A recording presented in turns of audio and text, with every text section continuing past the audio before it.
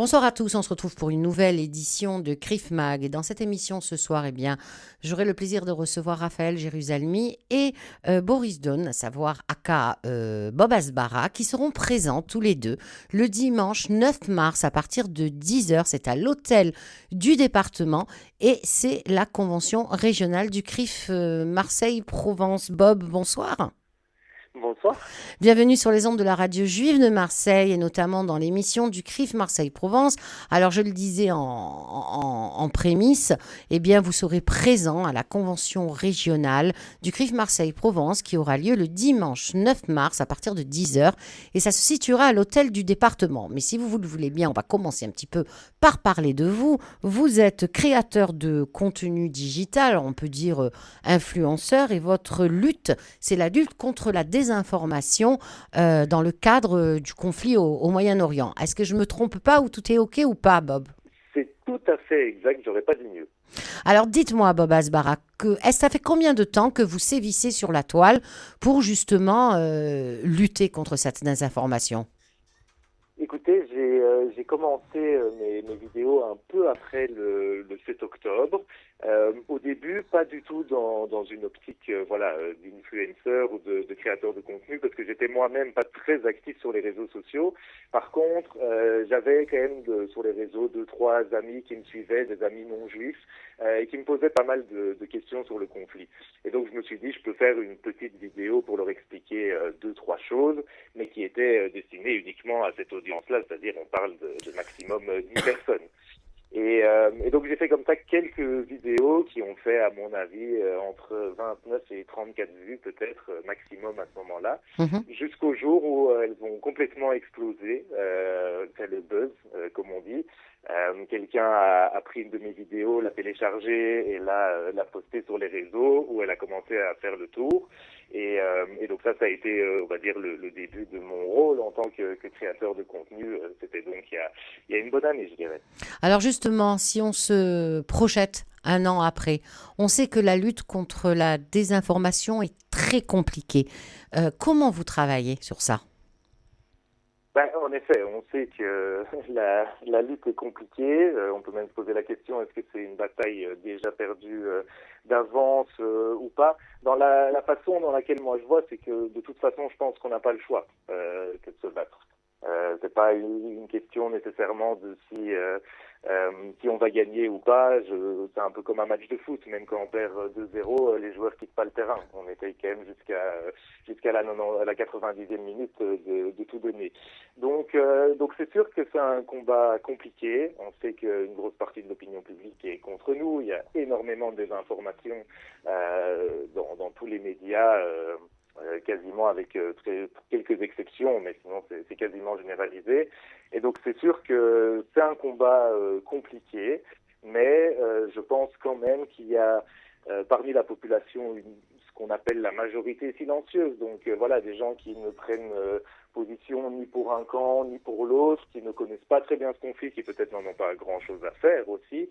Et ces gens-là, je pense qu'avec des informations factuelles précises, on peut les interpeller. Peut-être pas les convaincre, parce que de toute façon, c'est pas nécessairement toujours un objectif que de convaincre. Je pense que les gens ont assez d'esprit critique et de discernement pour prendre leur propre position. Mais je pense qu'on peut les interpeller avec certains arguments pour leur montrer que ce qu'ils entendent souvent dans les médias mainstream, comme on dit, qu'il faut peut-être leur mettre en question et qu'il y a peut-être un autre son de cloche aussi que ce qu'ils voient. Et ça, je crois que c'est vraiment l'objectif de ce que je fais, parce que je vois bien avec le feedback que je reçois qu'une fois que les gens ont été interpellés par un argument dans une seule vidéo, c'est assez que pour qu'ils commencent à vraiment faire un travail de déconstruction critique sur ce qu'ils entendent ailleurs.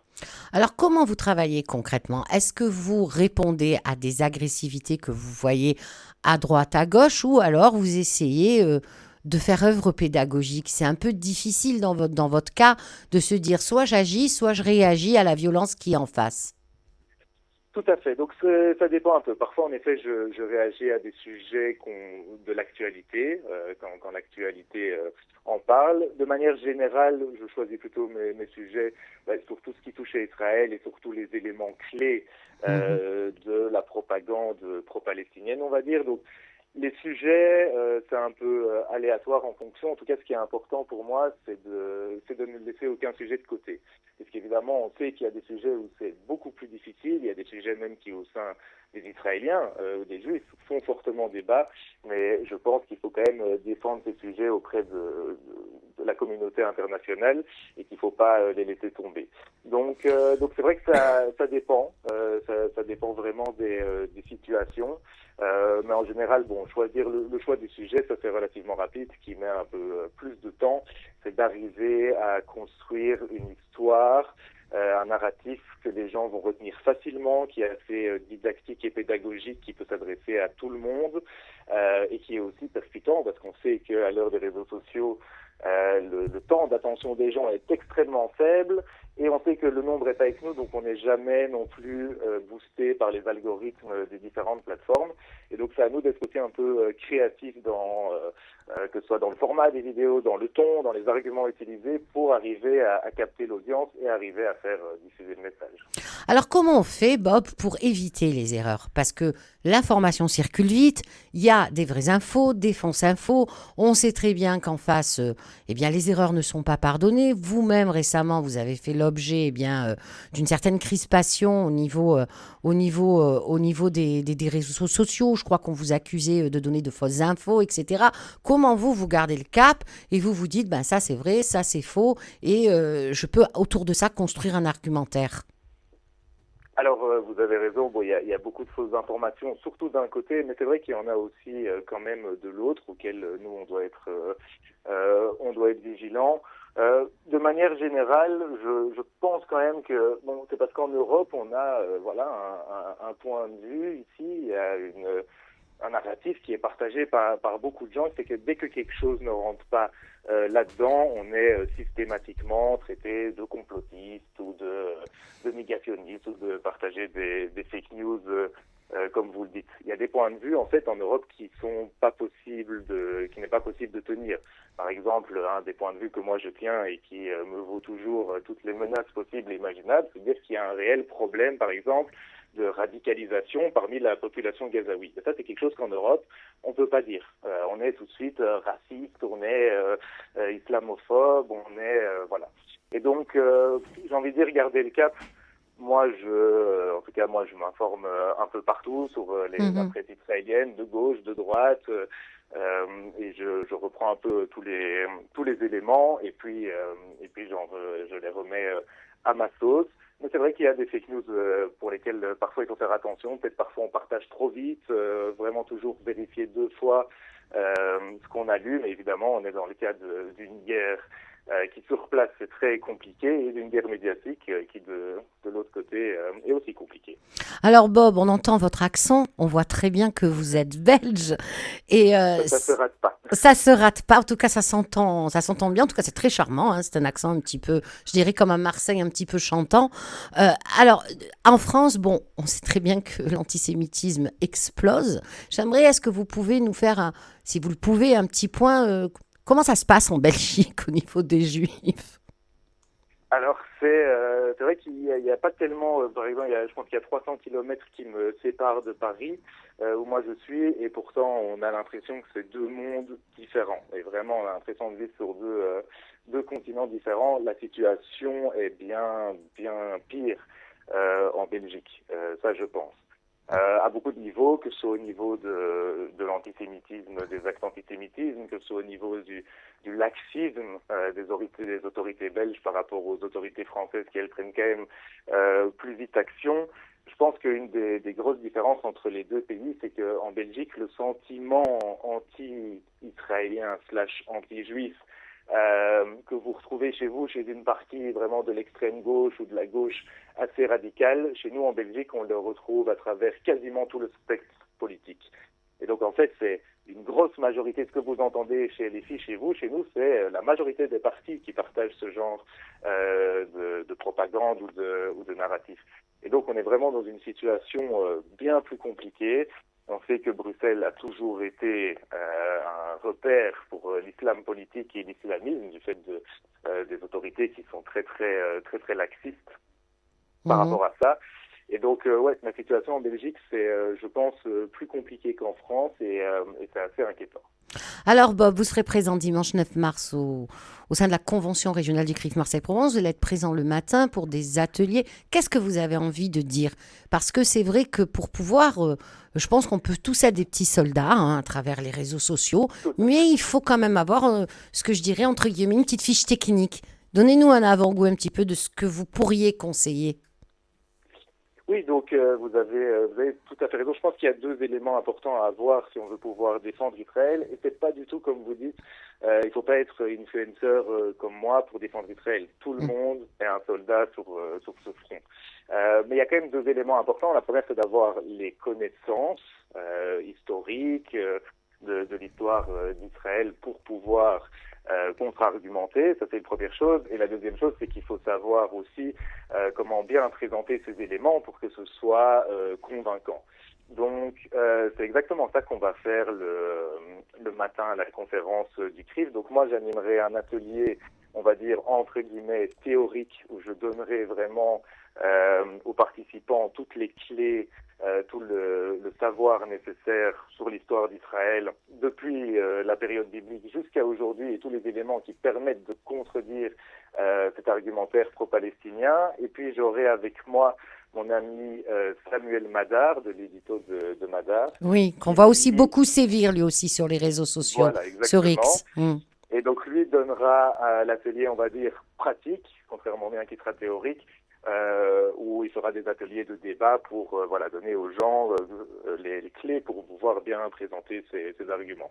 Donc ce sera ça un peu notre objectif, ce sera de donner les connaissances théoriques d'un côté et de l'autre les connaissances pratiques pour que tout le monde après puisse défendre efficacement, en tout cas Israël sur les réseaux sociaux. Alors, avant de se quitter, Bob, vous disiez en début d'interview qu'avant le 7 octobre, les réseaux sociaux, c'était pas trop votre truc, vous y alliez pas des tonnes. Vous faisiez quoi avant le 7 octobre? Tout à fait. Ce que je faisais avant le 7 octobre, c'est toujours ce que je fais aujourd'hui. Oui, Il faut j'imagine. bien comprendre que les réseaux, c'est ce que je fais le soir entre 22h et minuit quand j'ai un peu le temps. Moi, dans la vie de tous les jours, j'ai toujours été dans le monde des startups et de la high-tech israélienne. Et aujourd'hui, en fait, j'ai une société qui aide les sociétés israéliennes en cybersécurité à s'implanter sur le continent africain. Donc, j'ai une société qui fait ça, et ça, c'est mon job du jour, on va dire. Et puis, le soir, je me transforme en Bob Asbara jusqu'à ce que je tombe de fatigue.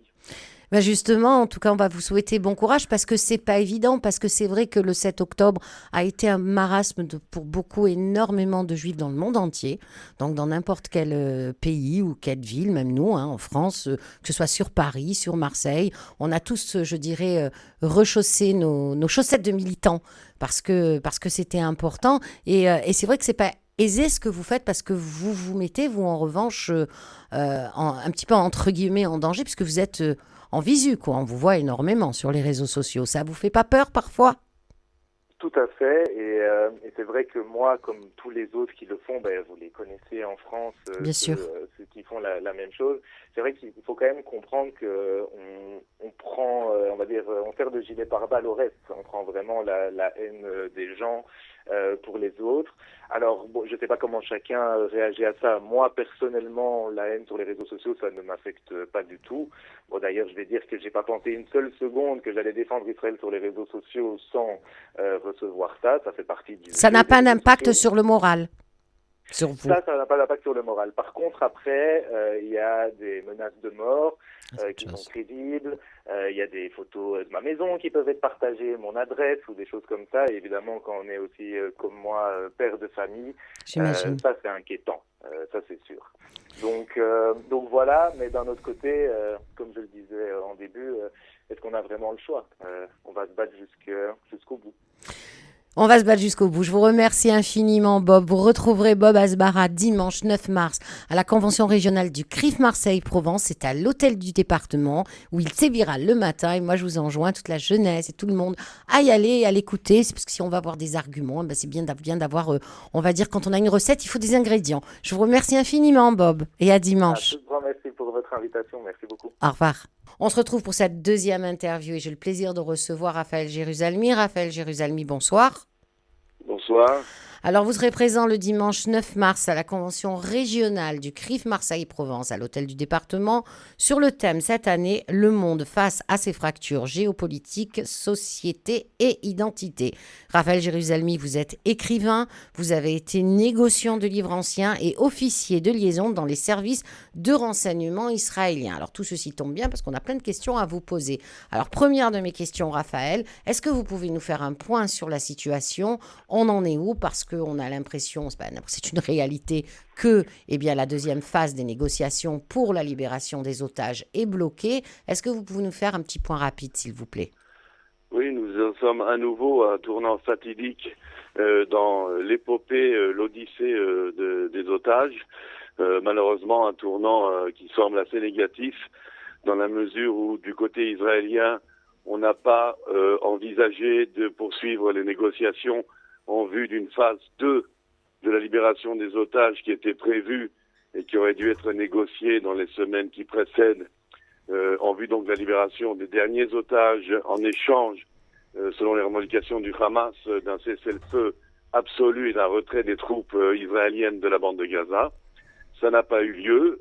En contrepartie, les Israéliens, avec l'appui de M. Witkoff, représentant de Washington, proposent une extension de la phase actuelle, la phase numéro 1, avec encore une libération d'otages qu'ils font aujourd'hui dépendre de l'aide humanitaire qui est coupée, on a fermé le robinet, et de la menace de la reprise des combats avec une offensive beaucoup plus massive de Tzahal qu'auparavant, en espérant que le Hamas panique, mais le Hamas ne panique pas pour l'instant.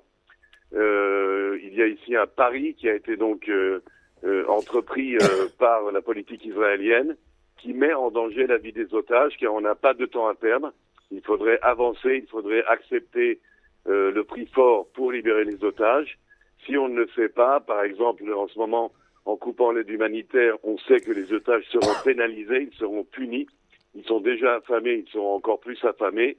Et s'il y a une reprise des combats, alors là, je ne sais pas ce qu'on peut espérer de voir les otages survivre encore des semaines au traitement et sévices qu'ils subissent. Mais peut-être que cette main de fer, ce bras de fer va réussir et qu'on pourra faire plier le Hamas. Sinon, on va vers l'impasse et peut-être vers une offensive donc massive de Tzahal qui n'aura pas lieu cette semaine pour la raison que le nouveau chef de l'état-major, Eyal Zamir, ne prend ses fonctions que mercredi, date à laquelle on prévoit également une visite de M. Witkoff de la Maison-Blanche. Et donc, cette semaine, c'est pas encore. Et en plus, l'offensive, il faut bien le préciser, je termine là-dessus, l'offensive sera massive, c'est-à-dire plusieurs divisions à la fois. Il y en a déjà 2 de massés sur place, plusieurs divisions à la fois qui attaqueront Gaza, tout Gaza d'un coup, c'est-à-dire nord, centre et sud d'un coup, simultanément, à la différence de l'offensive précédente qui avait, si vous vous rappelez, commencé par le nord, le centre puis le sud. Là, ce sera une opération massive, terrestre massive d'ailleurs, où on comptera moins sur l'armée de l'air et beaucoup plus sur l'infanterie et les tanks pour une destruction massive, totale du Hamas. Alors, 2 questions. Quand vous parlez donc de cette mobilisation, ça veut dire que ça va mobiliser combien de milliers de soldats? Parce qu'une offensive terrestre, il en faut pour attaquer sur tous les fronts. Et deuxièmement, vous avez été, je le disais en prémisse de cette interview, officier de liaison dans les services de renseignement, vous nous avez dressé un état des faits. Quel est votre sentiment à vous? Alors, d'une part, effectivement, il y a des appels à la réserve. Les réservistes sont fatigués depuis des mois de combat au nord, au centre, au sud, au centre en Judée-Samarie, et puis au nord face au Hezbollah et la Syrie. C'est éprouvant pour les réservistes de Tzahal. D'un autre côté, on n'a que eux sur qui compter. Et comme je l'ai dit, le nouveau chef de l'état-major envisage une attaque extrêmement massive, donc il va falloir ça sera aussi un coût en plus énorme pour l'économie israélienne, pour pas changer. Est-ce une bonne chose, est-ce une mauvaise chose? Je ne saurais le dire, c'est l'avenir qui le dira. Il y a ici un pari, il y a un risque qui est pris, un risque qui me paraît trop grand. On aurait dû passer à la phase 2, on aurait dû accepter tout pour libérer les otages, pour la simple raison que les otages ne peuvent pas attendre. Le Hamas peut attendre. On peut supprimer le Hamas. On a laissé le Hamas 20 ans en place. Alors on peut attendre encore un an ou deux pour terminer. Par contre, les otages n'ont pas le loisir du temps. Et en plus, le Hamas s'obstine. N'oublions pas que nous avons affaire à des terroristes, c'est-à-dire une armée normale, même aujourd'hui, déposerait les armes et reconnaîtrait sa défaite. Mais comme il s'agit d'une faction terroriste, tant qu'il y aura un terroriste du Hamas qui pourra tirer sur un juif, sur un Israélien, eh bien, ils considéreront qu'il continue. Il faut donc les exterminer jusqu'au dernier. Alors, Raphaël Jérusalemi, la semaine dernière a été marquée par une actualité très douloureuse en Israël qui a eu des répercussions dans le monde entier, notamment, j'ose le dire, en premier lieu dans la communauté juive. Ça a été l'enterrement de la famille Bibas, de la maman chérie de ses 2 enfants, Kfir et Ariel, qui ont suscité, mais vraiment, un émoi important.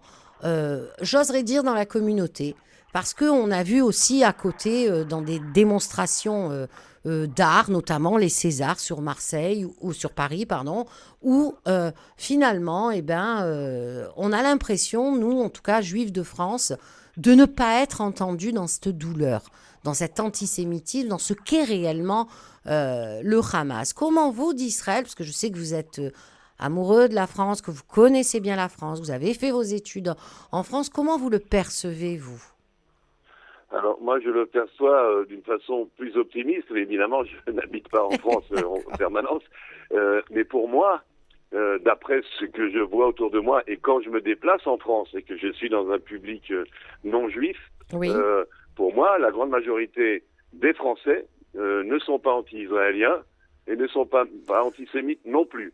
Mmh. Il y a tout simplement une mainmise sur les médias, le monde des arts, le monde académique, d'une poignée d'antisémites virulents, de gens qui sont peu recommandables et qui malheureusement détournent tout.